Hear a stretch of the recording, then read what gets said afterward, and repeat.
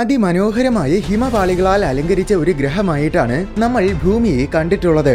Arctic സമുദ്രത്തിന്റെ വിശാലമായ വിസ്തൃതി മുതൽ അന്റാർട്ടിക്കയിലെ ഉയർന്ന മലനിരകൾ വരെ മൂടപ്പെട്ടിരിക്കുന്ന ഈ മഞ്ഞുപാളികൾ നമ്മുടെ ലോകത്തിന്റെ മാറ്റമില്ലാത്ത ഒരു സവിശേഷതയായി തോന്നുന്ന ധ്രുവ കിരീടങ്ങളാണ്. അതിനാൽ ഭൂമിക്ക് എല്ലായ്പ്പോഴും അതിന്റെ ധ്രുവങ്ങളിൽ ഈ മഞ്ഞു തൊപ്പികൾ ഉണ്ടായിരിക്കുമെന്ന് നമ്മൾ അനുമാനിക്കും. പക്ഷേ സുപരിചിതമായ ഈ മഞ്ഞുപാളികൾ ഭൂമിയുടെ ചരിത്ര കഥയിലെ ഒരു ചെറിയ അധ്യായം മാത്രമാണ്. എന്തെന്നാൽ ഭൂമിയിൽ ഇടയ്ക്കിടയ്ക്ക് ഗ്രീൻ ഹൗസ് എന്നൊരു തീവ്രമായ കാലഘട്ടം ഉണ്ടാകാറുണ്ട്. ഭൂമിയുടെ ചരിത്ര കഥയിലെ ബാക്കി അധ്യായങ്ങൾ മുഴുവനും ഈ ഗ്രീൻ ഹൗസ് കാലഘട്ടമായിരുന്നു. ഭൂമിയിലെ അവസ്ഥകളെല്ലാം ആകെ തകിടം മറിയുന്ന ഒരു കാലമാണ് ഗ്രീൻ ഹൗസ് കാലം. ഈ കാലത്തിൽ അസഹനീയമായ തരത്തിൽ ആഗോള താപനില ഉയരും. അസഹനീയമെന്ന് വെച്ചാൽ വലിയൊരു ശതമാനം ജീവികൾക്കും അത് കാരണം വംശനാശം വരെ സംഭവിക്കും. അന്ന് ഭൂമിയിൽ ഒരിടത്തും മഞ്ഞുപാളികൾ ഉണ്ടായിരിക്കില്ല. ധ്രുവങ്ങൾ പോലും മഴക്കാടുകൾ കൊണ്ട് നിറയും. ഉൾക്കടലുകളൊക്കെ ഭൂഖണ്ഡങ്ങളെ പോലും വിഴുങ്ങാൻ തക്ക വിധത്തിൽ വിശാലമാകും. ഭൂമിയിലെങ്ങും അതികഠിനമായ ഉഷ്ണക്കാറ്റുകൾ വീശിക്കൊണ്ടിരിക്കും. ഇതിനൊക്കെ പുറമെ ഘോരമായ വരൾച്ചകളും ഉണ്ടാകും. അങ്ങനെ ആകെ മൊത്തത്തിൽ ഭൂമി വെന്തുരുകുന്ന ഒരു ഗ്രഹം പോലെയായി മാറുന്ന കാലമാണ് ഗ്രീൻ ഹൗസ് പീരീഡ്. ഭൂമിയിൽ പലതവണ ഇത് സംഭവിച്ചിട്ടുണ്ട്. അവസാനമായിട്ട് സംഭവിച്ചപ്പോൾ ഭൂമിയിൽ മനുഷ്യരാശി രൂപം കൊണ്ടിട്ട് പോലുമില്ലായിരുന്നു. ആ കാലഘട്ടം എത്രത്തോളം മാരകമായിരുന്നുവെന്നും അന്ന് ഭൂമിയിൽ എന്തൊക്കെ മാറ്റങ്ങളാണ് ഉണ്ടായതെന്നും ആ കാലഘട്ടത്തിൽ ഏതൊക്കെ ജീവജാലങ്ങൾ ഉണ്ടായിരുന്നുവെന്നും നമുക്ക് നോക്കാം.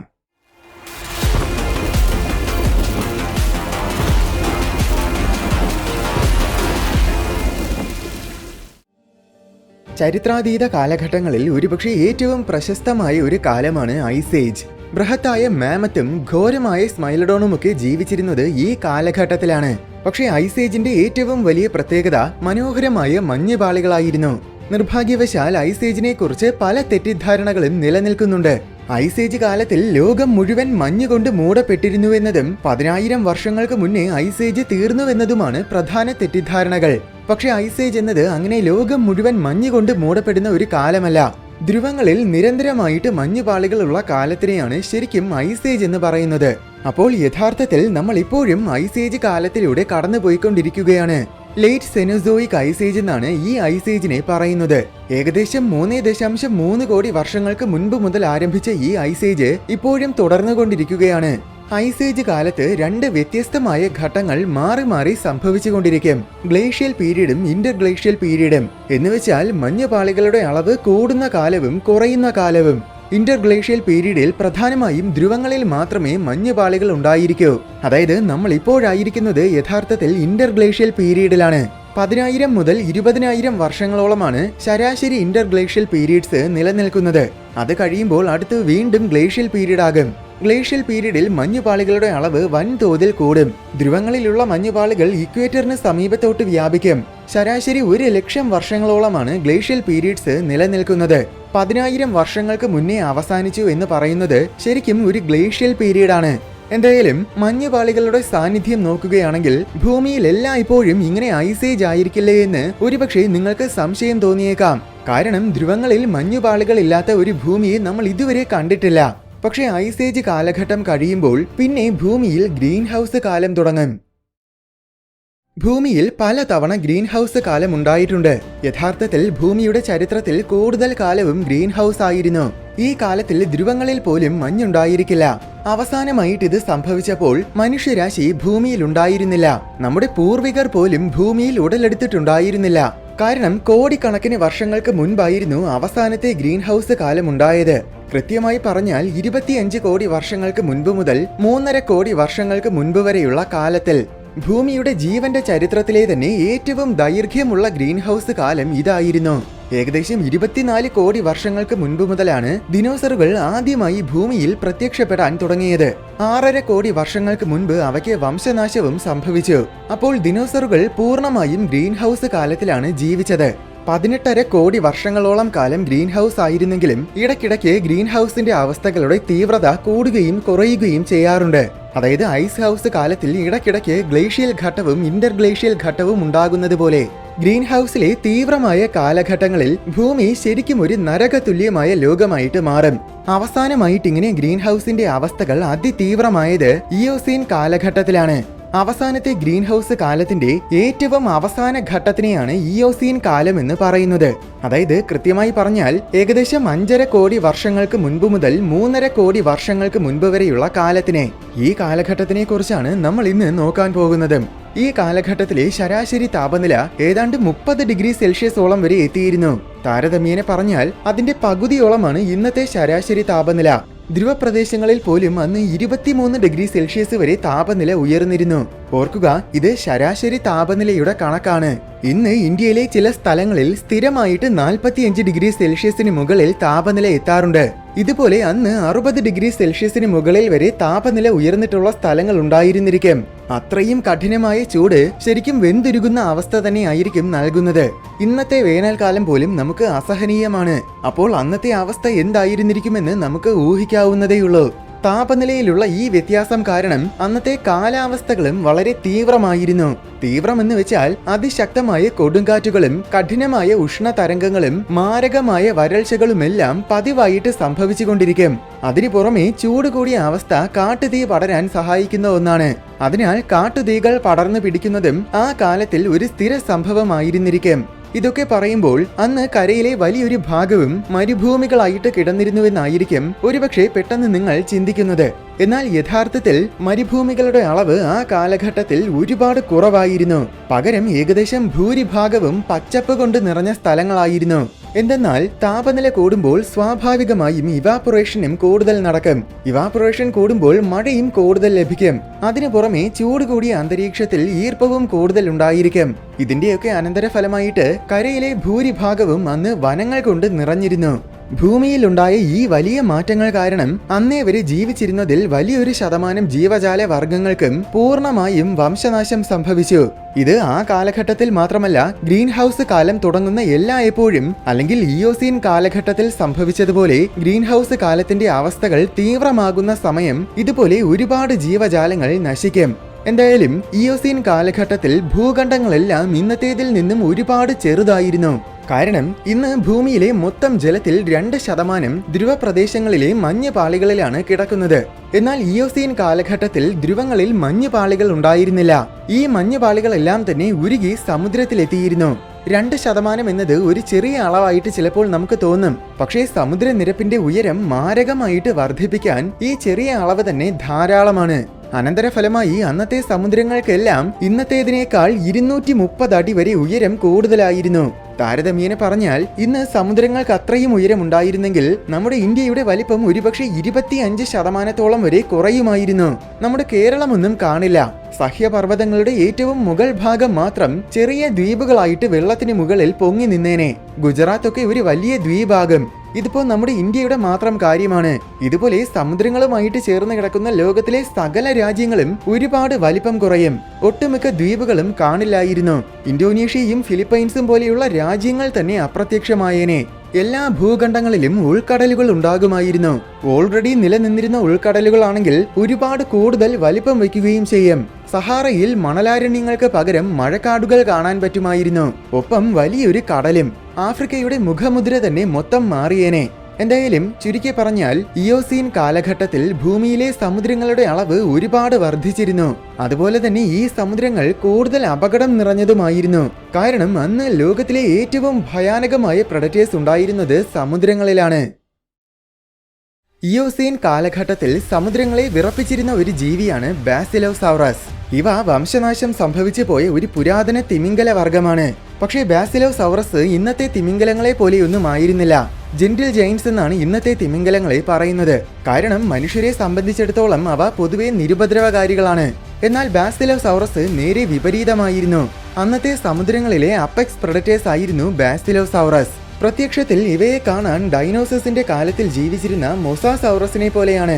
അതായത് വലിയ നീളമുള്ള താടിയെല്ലും വായ് നിറയെ കൂർത്ത പല്ലുകളും നീളം കൂടിയ ശരീരവും അങ്ങനെ ആകെ മൊത്തത്തിൽ ശക്തമായ ഒരു പ്രെഡറ്ററിന് ആവശ്യമുള്ള എല്ലാ സവിശേഷതകളും ഇതിനുണ്ട്. ഇതിന് നല്ല വലിപ്പവും ഉണ്ടായിരുന്നു. ഏറ്റവും വലിയ വർഗം ബാസിലോസൗറസിന് നിഗമന പ്രകാരം ഏകദേശം 66 അടി വരെ നീളവും 70,000 കിലോഗ്രാം വരെ ഭാരവും ഉണ്ടായിരുന്നു. പക്ഷെ ഇത്രയും വലിപ്പവും ഭാരവും ഉണ്ടായിരുന്നെങ്കിലും വളരെ വേഗത്തിൽ നീന്താൻ പറ്റുന്ന ആകൃതിയിലാണ് ഇവയുടെ ശരീരം പരിണമിച്ചിരിക്കുന്നത്. അതുകൊണ്ട് ഇരകൾക്ക് ഇവയിൽ നിന്നും അത്ര എളുപ്പത്തിൽ രക്ഷപ്പെട്ടു പോകാൻ പറ്റില്ല. ഇരകളെ ശക്തമായിട്ട് കടിച്ചു പിടിക്കാൻ പറ്റിയ വിധത്തിൽ പുറത്തോട്ട് വളഞ്ഞതായിരുന്നു ഇവയുടെ മുന്നിലത്തെ പല്ലുകൾ. പിന്നിലത്തെ പല്ലുകളാണെങ്കിൽ ഇരകളെ കടിച്ചു മുറിക്കാൻ പറ്റിയ വിധത്തിൽ ഒരുപാട് അരങ്ങൾ കൊണ്ട് നിറഞ്ഞതുമാണ്. ഈ ജീവികൾ ലോകത്തിലെ സകല സമുദ്രങ്ങളിലേക്കും വ്യാപിച്ചിരുന്നു. കാരണം എല്ലാ സമുദ്രങ്ങളിൽ നിന്നും ഇവയുടെ ഫോസിൽസ് കിട്ടിയിട്ടുണ്ട്. സഹാറയിൽ നിന്നും വരെ ഇവയുടെ ഫോസിൽസ് കണ്ടെത്തി. ചുരുക്കി പറഞ്ഞാൽ അന്ന് ഭൂമിയിലെ സകല സമുദ്ര ജീവികളുടെയും ഒരു വലിയ പേടി സ്വപ്നം തന്നെയായിരുന്നു ബാസിലോസൗറസ്. പക്ഷേ ആ കാലഘട്ടത്തിലെ ഏറ്റവും വലിയ ജീവി ഇതായിരുന്നില്ല.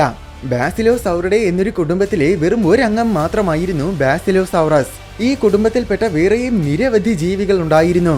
ടക്കീറ്റസ് എന്നൊരു തിമിംഗലമായിരുന്നു ഈ കുടുംബത്തിലെ ഏറ്റവും ചെറിയ അംഗം. പക്ഷേ അതുപോലും ഒരു ശരാശരി മനുഷ്യന്റെ 3 മടങ്ങിൽ കൂടുതൽ ഭാരമുള്ളതായിരുന്നു.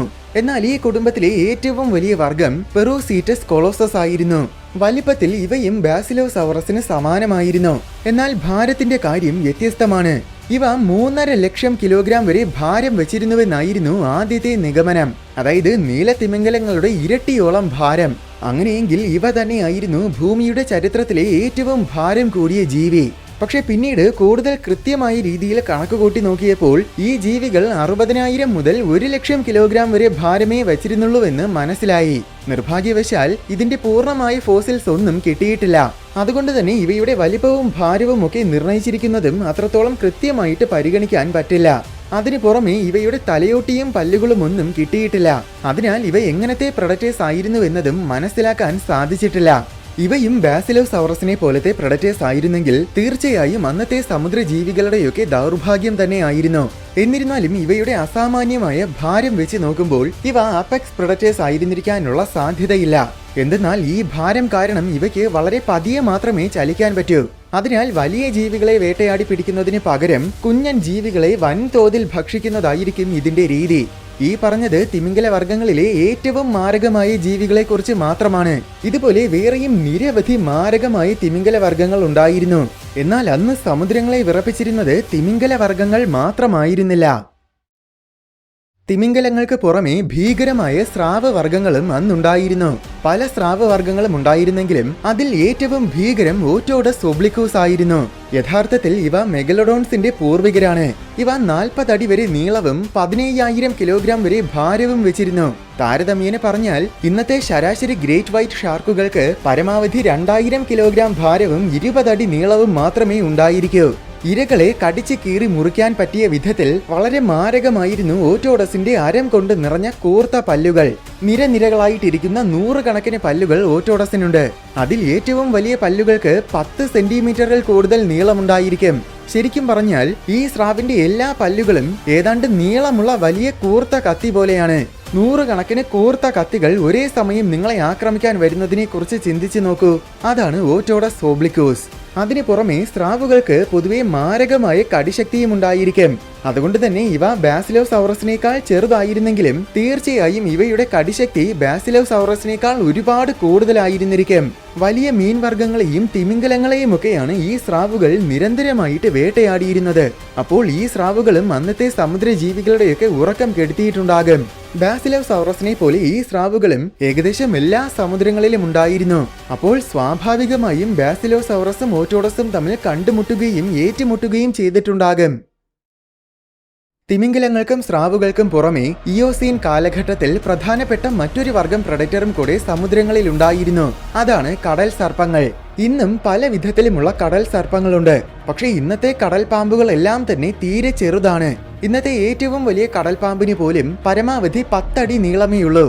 ഏതാനും ചില സെന്റിമീറ്റേഴ്സ് മാത്രം വലിപ്പമുള്ള കുഞ്ഞൻ ജീവികളെയാണ് ഇവ വേട്ടയാടുന്നത്. സാധാരണഗതിയിൽ ഇവ വലിയ ജീവികളെയൊന്നും ആക്രമിക്കാൻ ശ്രമിക്കുക പോലുമില്ല. എന്നാൽ ഇയോസീൻ കാലഘട്ടത്തിൽ കടൽ പാമ്പുകൾ തികച്ചും വ്യത്യസ്തമായിരുന്നു. ഉദാഹരണത്തിന് ടെറോസ്ഫീനസ്. ഇത് വംശനാശം സംഭവിച്ച ഒരു പുരാതന കാല കടൽപാമ്പ് വർഗമാണ്. ഈ വർഗത്തിലെ ചില പാമ്പുകൾ 26 അടിയിൽ കൂടുതൽ നീളം വച്ചിരുന്നു. അതായത് ഇന്നത്തെ ഏറ്റവും വലിയ കടൽ സർപ്പങ്ങളുടെ ഇരട്ടിയിൽ കൂടുതൽ വലുതായിരുന്നു ഇവ. പക്ഷേ പാലിയോഫീഡിയ എന്ന മറ്റൊരു വംശനാശം സംഭവിച്ച വർഗം പാമ്പുകൾ ഉണ്ടായിരുന്നു. അതിൽ പാലിയോഫിസ് കൊളോസിയസ് ആയിരുന്നു ഏറ്റവും വലിയ കടൽ സർപ്പം. ഇയോസീൻ കാലത്തിലെ മാത്രമല്ല ഇന്നേ വരെ ഭൂമിയിൽ ഉണ്ടായിട്ടുള്ളതിൽ വെച്ച് ഏറ്റവും വലിയ കടൽ സർപ്പം ഇതായിരുന്നു. ഇവ 40 അടിയിൽ കൂടുതൽ നീളം വെച്ചിരുന്ന ബൃഹത്തായ ജീവികളാണ്. ചില സോഴ്സുകൾ ഇവ 8,000 കിലോഗ്രാം വരെ ഭാരം വെച്ചിരുന്നുവെന്ന് പറയുന്നുണ്ട്. പക്ഷേ അതൊക്കെ തീരെ ഓവറായിട്ടുള്ള എസ്റ്റിമേഷൻസ് ആണ്. ഇന്നത്തെ കടൽ പാമ്പുകളുമായിട്ട് താരതമ്യം ചെയ്ത് റിയലിസ്റ്റിക് ആയിട്ടുള്ള എസ്റ്റിമേഷൻ നോക്കുകയാണെങ്കിൽ ഈ കടൽ സർപ്പം 1000 കിലോഗ്രാമിൽ കൂടുതൽ ഭാരം വെച്ചിരുന്നിരിക്കും. ഇത്രയും വലിയ പാമ്പുകളാണെങ്കിലും ഇവയ്ക്ക് അതിവേഗത്തിൽ തന്നെ നീന്താൻ കഴിഞ്ഞിരുന്നു. ഇത്രയും വലിയ ജീവികളായതുകൊണ്ട് തന്നെ ഇവയ്ക്ക് വലിയ മത്സ്യങ്ങളെയും മുതലകളെയും സ്രാവുകളെയും ചെറിയ തിമിംഗലങ്ങളെയും വരെ വേട്ടയാടാൻ കഴിഞ്ഞിരുന്നു. സമീപത്ത് വരുന്ന ഇരകളെ പെട്ടെന്ന് കുതിച്ചു ചാടി ആക്രമിക്കുന്നതാണ് ഇവയുടെ രീതി. ഇവയുടെ ബലിഷ്ഠമായ നീളം കൂടിയ ശരീരം കൊണ്ട് പിടിക്കുന്ന ഇരയെ ഉടൻ തന്നെ ചുറ്റി വരിഞ്ഞു മുറുക്കും. എന്നിട്ട് മൊത്തത്തിൽ വിഴുങ്ങുകയാണ് ചെയ്യുന്നത്. ഇത്രയും വലിപ്പമുള്ളതിനാൽ ഇരകളെ പിടിക്കാൻ ഇവയ്ക്ക് വിഷത്തിന്റെ ആവശ്യം ഒട്ടും തന്നെയില്ല. എന്നിരുന്നാലും ഇവയുടെ സ്കള്ളിന്റെ ഫോസിൽസ് ഒന്നും കിട്ടിയിട്ടില്ലാത്തതുകൊണ്ട് ഇവയ്ക്ക് വിഷമുണ്ടായിരുന്നോ ഇല്ലയോ എന്ന് സ്ഥിരീകരിക്കാൻ സാധിച്ചിട്ടില്ല. എന്തായാലും നേരത്തെ പറഞ്ഞ സ്രാവുകളെയും തിമിംഗലങ്ങളെയും പോലെ ഈ ഭീമൻ കടൽപ്പാമ്പുകളും ലോകത്തിലെ ഏകദേശം എല്ലാ സമുദ്രങ്ങളിലും ഉണ്ടായിരുന്നു. അപ്പോൾ ആകെ മൊത്തത്തിൽ സമുദ്രജീവികളുടെയൊക്കെ ഒരു കഷ്ടകാലം തന്നെയായിരുന്നു ഇയോസീൻ കാലഘട്ടത്തിൽ സമുദ്രത്തിൽ മോൺസ്റ്റേഴ്സ് മാത്രമല്ല ഉണ്ടായിരുന്നത്, മറിച്ച് ധാരാളം ചെറിയ ജീവിവർഗങ്ങളും ഉണ്ടായിരുന്നു. അതായത് കടലാമകൾ, നീരാളികൾ, ബോണി ഫിഷുകൾ, ഞണ്ട് പോലെയുള്ള ഇൻവെർട്ടിബ്രേറ്റ്സ്, അങ്ങനെ ഒരുപാട് ജീവിവർഗങ്ങൾ ഉണ്ടായിരുന്നു. അതിനു പുറമെ കടൽ പശുക്കൾ പോലെയുള്ള വലിയ മാമൽസും ഉണ്ടായിരുന്നു. ഇന്ന് ആകെ 4 തരം സീ കൗസ് മാത്രമേ ഉള്ളൂ. എന്നാൽ ഇയോസീൻ കാലത്തിൽ സീ കൗസ് ഒത്തിരിയേറെ തരങ്ങളായിട്ട് പരിണമിച്ചിരുന്നു. മറ്റൊരു കാര്യം, കരയിൽ ജീവിച്ചിരുന്ന മാമൽസിൽ നിന്നുമാണ് സീ കൗസ് പരിണമിച്ചത്. ആ കാലഘട്ടത്തിൽ സീ കൗസ് കടലിൽ ജീവിക്കുന്ന തരത്തിൽ പരിണമിച്ച് തുടങ്ങിയതേ ഉണ്ടായിരുന്നുള്ളൂ. അതുകൊണ്ട് തന്നെ വെള്ളത്തിൽ ജീവിക്കുന്നവയായി മാറിയെങ്കിലും ചില സീ കൗസിന് അപ്പോഴും കാലുകളും ഉണ്ടായിരുന്നു. ഈ കാലുകൾ വിരലുകൾ ഉൾപ്പെടെയുള്ള പൂർണ്ണമായും ഡെവലപ്പ് ചെയ്ത കാലുകളാണ്. അതായത് അക്വാട്ടിക് അനിമൽസ് ആയിരുന്നെങ്കിലും ഇവയ്ക്ക് കരയിൽ കയറി നടക്കാനും സാധിച്ചിരുന്നു. സീ കൗസ് മാത്രമല്ല, അന്ന് പ്രോട്ടോസെറ്റിഡെ എന്ന മറ്റൊരു വർഗം ജീവികളും ഉണ്ടായിരുന്നു. ഇന്നത്തെ സെറ്റേഷ്യൻസിന്റെ, അതായത് തിമിംഗലങ്ങളും ഡോൾഫിൻസും പോലെയുള്ള ജീവികളുടെയൊക്കെ പൂർവികരായിരുന്നു പ്രോട്ടോസെറ്റിഡെ. പണ്ട് കരയിൽ ജീവിച്ചിരുന്ന മാനുകൾ പോലത്തെ ജീവികളിൽ നിന്നുമാണ് പ്രോട്ടോസെറ്റിഡെ പരിണമിച്ചത്. പക്ഷേ ആ കാലഘട്ടത്തിൽ അവ പൂർണ്ണമായും സമുദ്രജീവികളായിട്ട് മാറിയിട്ടുണ്ടായിരുന്നില്ല. പകരം അവ ആംഫീബിയൻസിനെ പോലെ ആയിരുന്നു, അതായത് കരയിലും വെള്ളത്തിലും ജീവിക്കാൻ കഴിവുള്ള ജീവികൾ. അതിനാൽ പ്രധാനമായും ജലത്തിലാണ് ജീവിക്കുന്നതെങ്കിലും ഇവയും ഇടയ്ക്കിടയ്ക്ക് കരയിൽ വരുമായിരുന്നു. ഇന്നത്തെ തിമിംഗലങ്ങളെ പോലെ ഇവ അത്ര വലിയ ജീവികളൊന്നും ആയിരുന്നില്ല. ഏറ്റവും വലിയ പ്രോട്ടോസെറ്റിഡെ ആയ റോഡോസീറ്റസ് കസ്രാണയ്ക്ക് പോലും ഏതാണ്ട് 10 അടി വരെ നീളവും 600 കിലോഗ്രാമോളം ഭാരവും മാത്രമേ ഉണ്ടായിരുന്നുള്ളൂ. ദിനോസറുകളുടെ വംശനാശത്തിന് തൊട്ടു പിന്നാലെയാണ് ഇയോസീൻ കാലഘട്ടം തുടങ്ങിയത്. അത്രയും കാലം വരെ മാമൽസിന്റെ സാന്നിധ്യം ഭൂമിയിൽ അത്രത്തോളം പ്രകടമായിരുന്നില്ല. അതുവരെ മാമൽസ് എല്ലാം തന്നെ തീരെ കുഞ്ഞൻ ജീവികളുമായിരുന്നു. എന്നാൽ ദിനോസറുകളുടെ തിരോധാനം കരയിലെ ആഹാര ശൃംഖലയിൽ, കൃത്യമായി പറഞ്ഞാൽ സസ്യഭുക്കുകളുടെ പട്ടികയിൽ വലിയൊരു ശൂന്യത സൃഷ്ടിച്ചു. മാമൽസ് കൃത്യമായിട്ട് തന്നെ ആ അവസരം മുതലെടുക്കുകയും ചെയ്തു. അനന്തരഫലമായി മാമൽസ് ഒക്കെ വൈവിധ്യമാർന്ന തരത്തിൽ പരിണമിക്കാൻ തുടങ്ങി. അന്ന് കരയിൽ ഏറ്റവും കൂടുതൽ ഉണ്ടായിരുന്നത് ആംഗുലേറ്റ്സ് എന്ന വിഭാഗം ജീവികളാണ്. കാലിൽ കുളമ്പുള്ള വലിയ മാമൽസിനെയാണ് പൊതുവെ ആംഗുലേറ്റ്സ് എന്ന് പറയുന്നത്. കുതിര, മാൻ, ജിറാഫ്, റൈനോസറോസ്, ഹിപ്പോപ്പൊട്ടാമസ് എന്നിങ്ങനെ ഇന്ന് ഒരുപാട് തരം ആംഗുലേറ്റ്സ് ഉണ്ട്. ഈ ജീവികളുടെ എല്ലാം പൂർവികര് ആദ്യമായിട്ട് രൂപം കൊണ്ടത് ഇയോസീൻ കാലഘട്ടത്തിലാണ്. അന്ന് കരയിലെ ഏറ്റവും വലിയ ജീവികളും ഇവ തന്നെയായിരുന്നു. അതിന്റെ ഒരു ഉത്തമ ഉദാഹരണമാണ് ബ്രോണ്ടോതീറേസ്.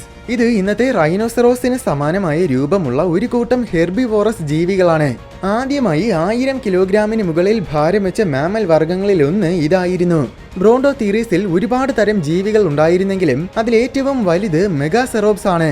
ഇവ ഏതാണ്ട് 4000 കിലോഗ്രാം വരെ ഭാരം വെച്ചിരുന്നു. അതായത് ഒരു ശരാശരി ഏഷ്യൻ ആനയുടെ അത്ര ഭാരം. എങ്കിലും ഇവയ്ക്ക് ഉരുണ്ടതുപോലത്തെ ആകൃതി ആയതിനാൽ ആനകളുടെ അത്ര വലിപ്പമുണ്ടായിരുന്നില്ല. എന്നിരുന്നാലും ഇവ ചെറിയ ജീവികളൊന്നുമല്ല. ഇവ 10 അടി വരെ നീളവും 8 അടിയിൽ കൂടുതൽ ഉയരവും വെച്ചിരുന്നു. ഇവയുടെ തലയിൽ കാണുന്നത് സാധാരണ മറ്റ് ജീവികളിൽ കാണുന്നത് പോലത്തെ കൊമ്പുകളല്ല, മറിച്ച് ഇത് യഥാർത്ഥത്തിൽ തലയോട്ടിയിൽ നിന്നും നേരിട്ട് വളരുന്ന ശിഖരങ്ങളാണ്. അതുകൊണ്ട് തന്നെ ഈ കൊമ്പുകൾ അത്യധികം ബലമുള്ളതായിരിക്കും. മറ്റ് ജീവികളെയൊക്കെ ആക്രമിക്കാൻ വേണ്ടിയിട്ട് തന്നെയാണ് ഇവ ഈ കൊമ്പുകൾ ഉപയോഗിച്ചിരുന്നത്. എന്തായാലും ആ കാലഘട്ടത്തിലെ ഏറ്റവും വലിയ ജീവികൾ മറ്റൊരു മാമൽ കൂട്ടമായിരുന്നു. അതാണ് ആർസിനോതേരിയം. പ്രത്യക്ഷത്തിൽ ഇവയ്ക്കും ഇന്നത്തെ റൈനോസറോസിന് സമാനമായ രൂപം തന്നെ. യഥാർത്ഥത്തിൽ അന്നത്തെ ഭീമൻ ഹെർബിവോറസ് സസ്തനികളിൽ വലിയൊരു ശതമാനത്തിനും ഏതാണ്ട് റൈനോസറോസിന്റെ രൂപമായിരുന്നു. ആർസിനോതേരിയത്തിൽ ഒരുപാട് തരം ജീവികൾ ഉണ്ടായിരുന്നു. അതിൽ ആർസിനോതേരിയം ജൈജാന്റിയമായിരുന്നു ഏറ്റവും വലുത്. ഇവയ്ക്ക് ഏകദേശം 12 അടിയിൽ കൂടുതൽ നീളവും 6 അടിയോളം ഉയരവും 4500 കിലോഗ്രാമോളം ഭാരവും ഉണ്ടായിരുന്നു. അന്ന് കരയിലെ ഏറ്റവും വലിയ ജീവികളിൽ നല്ലൊരു ശതമാനവും ഈ 2 വിഭാഗത്തിൽ പെടുന്ന ജീവികളായിരുന്നു. ഈ വിഭാഗങ്ങൾ കഴിഞ്ഞാൽ പിന്നെ പ്രോബോസീഡിയ എന്ന മറ്റൊരു വിഭാഗമായിരുന്നു അന്നത്തെ ഏറ്റവും വലിയ ജീവികൾ. മാമത്തുകളും മാസ്റ്റഡോണുകളും ഇന്നത്തെ ആനകളും എല്ലാം തന്നെ ഈ വിഭാഗത്തിൽ പെടുന്നവയാണ്. ഈ കാലഘട്ടത്തിൽ പ്രോബോസീഡിയ വൈവിധ്യമായിട്ട് പരിണമിച്ചിരുന്നു. നിർഭാഗ്യവശാൽ അതിൽ ആനകൾ മാത്രമേ ഇന്ന് അവശേഷിക്കുന്നുള്ളൂ. എന്തായാലും നേരത്തെ പറഞ്ഞ 2 വിഭാഗങ്ങളുമായിട്ട് താരതമ്യം ചെയ്യുമ്പോൾ അന്നത്തെ പ്രോബോസീഡിയകളൊക്കെ വളരെ ചെറിയ ജീവികളായിരുന്നു. ഉദാഹരണത്തിന് മോയിതേരിയം. ഇതിന് വെറും 2.5 അടി ഉയരവും 250 കിലോഗ്രാമോളം ഭാരവും മാത്രമേ ഉണ്ടായിരുന്നുള്ളൂ. അന്നത്തെ ഏകദേശം എല്ലാ പ്രോബോസീഡിയകളും ഇതുപോലെ ആയിരുന്നു. എന്നിരുന്നാലും വലിയ ജീവികളും ഇതിലുണ്ടായിരുന്നു. ഉദാഹരണത്തിന് ബാരിതേരിയം. അന്നത്തെ ഏറ്റവും വലിയ പ്രോബോസീഡിയ ഇതായിരുന്നു. ഇതിന് 3000 കിലോഗ്രാമോളം ഭാരവും 6 അടിയിൽ കൂടുതൽ ഉയരവുമുണ്ട്. അന്നത്തെ പ്രോബോസീഡിയകൾക്കും കൊമ്പുകൾ ഉണ്ടായിരുന്നു. പക്ഷെ അതൊന്നും ഇന്നത്തെ ആനകളുടെ അത്ര വലുതായിരുന്നില്ല. പകരം വളരെ ചെറിയ കൊമ്പുകളായിരുന്നു. തുമ്പിക്കൈയുടെ അവസ്ഥയും അങ്ങനെ തന്നെ. ഈ ഭീമൻ ജീവികൾക്ക് പുറമെ അന്ന് ചെറിയ വർഗ്ഗങ്ങളും ധാരാളം ഉണ്ടായിരുന്നു. ആദ്യത്തെ യഥാർത്ഥ പ്രൈമേറ്റ്സ് പരിണമിച്ചതും ഇയോസീൻ കാലഘട്ടത്തിലാണ്. ലോകം മൊത്തം കാടുകൾ കൊണ്ട് നിറഞ്ഞതിനാൽ അന്നത്തെ പ്രൈമേറ്റ്സിന് തഴച്ചു വളരാനും ലോകം മുഴുവൻ വ്യാപിക്കാനും പറ്റി. പ്രൈമേറ്റ്സ് ഏറ്റവും കൂടുതൽ വൈവിധ്യമായിട്ട് പരിണമിച്ചത് യഥാർത്ഥത്തിൽ ആ കാലഘട്ടത്തിലാണ്. ധ്രുവപ്രദേശങ്ങളിൽ പോലും അന്ന് നിരവധി പ്രൈമേറ്റ്സിനെ കാണാൻ കഴിയുമായിരുന്നു. പക്ഷികളും അന്ന് വളരെ വേഗം വൈവിധ്യമായിട്ട് പരിണമിക്കുകയായിരുന്നു. ദിനോസറുകളുടെ കാലത്ത് ടെറോസോറുകളാണ് ആകാശം ഭരിച്ചിരുന്നത്. എന്നാൽ ഡൈനോസേഴ്സിനൊപ്പം ടെറോസോഴ്സിനും വംശനാശം സംഭവിച്ചു. അതുകൊണ്ട് തന്നെ ഒഴിഞ്ഞുകിടന്ന ആകാശങ്ങളുടെ അധികാരം ഇയോസീൻ കാലഘട്ടത്തിൽ പക്ഷികൾ ഏറ്റെടുത്തു. ഈ കാലഘട്ടത്തിലാണ് പെലാഗോണിസ് സാൻഡേഴ്സി എന്നൊരു വർഗം പക്ഷി ജീവിച്ചിരുന്നത്. ഭൂമിയുടെ ചരിത്രത്തിലെ ഏറ്റവും നീളം കൂടിയ വിങ് സ്പാനുള്ള പക്ഷി ഒരുപക്ഷെ ഇതായിരിക്കുമെന്നാണ് നിഗമനം. ഇതിന്റെ വിങ് സ്പാൻ എന്നത് ഏകദേശം 24 അടി ആയിരുന്നുവെന്നാണ് എസ്റ്റിമേഷൻ. പക്ഷെ ഇതിന്റെ പൂർണ്ണമായ ഫോസിൽസ് ഒന്നും കിട്ടിയിട്ടില്ല. അതുകൊണ്ട് തന്നെ പലരും ഈ എസ്റ്റിമേഷനെ അത്രത്തോളം കൃത്യമായിട്ട് പരിഗണിക്കാറുമില്ല. എന്നിരുന്നാലും ഭൂമിയുടെ ചരിത്രത്തിലെ ഏറ്റവും വലിയ വിങ് സ്പാനുള്ള പക്ഷികളിൽ തീർച്ചയായും ഒരെണ്ണം ഇത് തന്നെ ആയിരിക്കും. ഭൂമി കണ്ടിട്ടുള്ളതിൽ വെച്ച് ഏറ്റവും വലിയ പെൻഗ്വിൻ വർഗം ജീവിച്ചിരുന്നതും ഇയോസീൻ കാലഘട്ടത്തിലാണ്. അതാണ് കുമിമാനു ഫോർഡിസൈ. 5.5 അടിയിൽ കൂടുതൽ ഉയരവും 160 കിലോഗ്രാമോളം ഭാരവും ഉണ്ടായിരുന്ന ബൃഹത്തായൊരു പെൻഗ്വിനായിരുന്നു ഇത്. ഹെർബിവോറസ് ജീവികൾക്ക് പുറമെ അന്ന് കരയിൽ മാരകമായ പ്രഡേറ്റേഴ്സും ഉണ്ടായിരുന്നു. ഉദാഹരണത്തിന് ഫോറസ്റ്റ് റാക്കറ്റ്സ് എന്ന പക്ഷികൾ. പ്രശസ്തമായ ടെറർ ബേഡ്സിന്റെ പൂർവികരായിരുന്നു ഇവ. ഈ പക്ഷികൾ കൂർത്ത് വളഞ്ഞ ചുണ്ടുകൾ ഉപയോഗിച്ച് വളരെ വയലന്റ് ആയിട്ടാണ് വേട്ടയാടിയിരുന്നത്. അതിനെക്കുറിച്ച് മുൻപ് ഞാൻ മറ്റൊരു വീഡിയോയിൽ വിവരിച്ചിട്ടുണ്ട്. ഭാഗ്യവശാൽ ഇവ ടെറർ ബേഡ്സിനെ പോലെ ഭീമൻ പക്ഷികളായിരുന്നില്ല. പക്ഷേ ഭീമാകാരമായ മറ്റു ചില പ്രഡേറ്റേഴ്സ് ഉണ്ടായിരുന്നു.